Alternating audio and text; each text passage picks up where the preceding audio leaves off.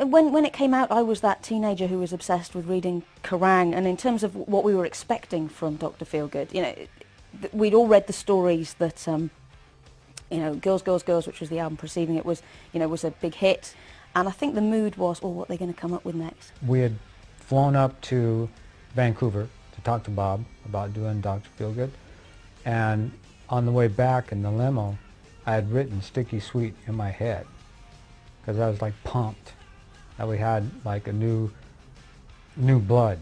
We must have done 145 shows or something.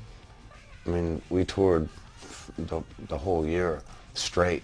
That's sort of when everything that got, you know, from really, really good to great for us, you know. Every night we go out there and play to sold out, you know, arenas. There's 15, 20,000 people every night in a fucking huge building going, you know, that's pretty amazing.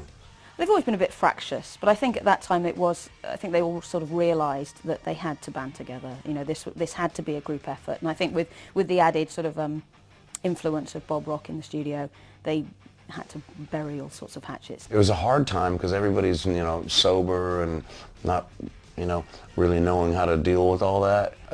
And the fact that we all did it together sort of like brought everybody closer. Like, you know, fuck, let's do this. We can do this, guys. Stay focused. We don't think so deeply about our own selves. We just make music and we play, and people said to me the other day, oh man, the debauchery backstage. And you just kind of scratch your head and go, what are you talking about? And it's because the folklore is bigger than the band. Well, I mean, the artwork came out exactly the way we wanted it to. I think it was Kevin Brady who, we told him we wanted to take the medical staff, the Snake, and just make it rock and roll.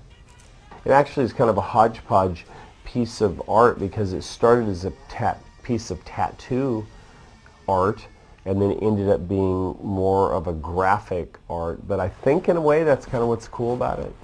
You have no idea how many people have that tattooed on their body. Like, dudes come up to me all the time, dude, check it out.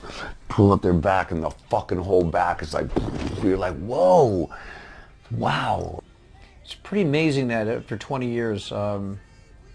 Feelgood is still popular, and the songs, you know, Feelgood and all the ones we play live are like the most requested songs for us to play.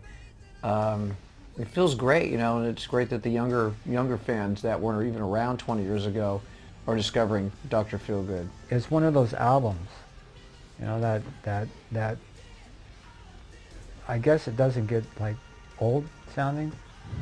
I think that they're still, you know, they're still really well respected within the rock and metal community, and like they're still playing shows and stuff, so I think they're hugely important, really. Like, they are kings of that scene, really. So. But I know when I was a kid, buying records that were out before I was born was always exciting. It was always a thrill. Like, what's everyone going on about this Led Zeppelin for?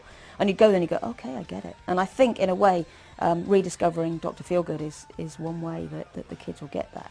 Well, I think the re-release is cool. You know, I mean, there's some, you know, extra bonus stuff with some live tracks and stuff on there, and yeah, just for the fans who, you know, who collect the stuff and want something different than they had before, and for the new fans who go, wow, this is cool.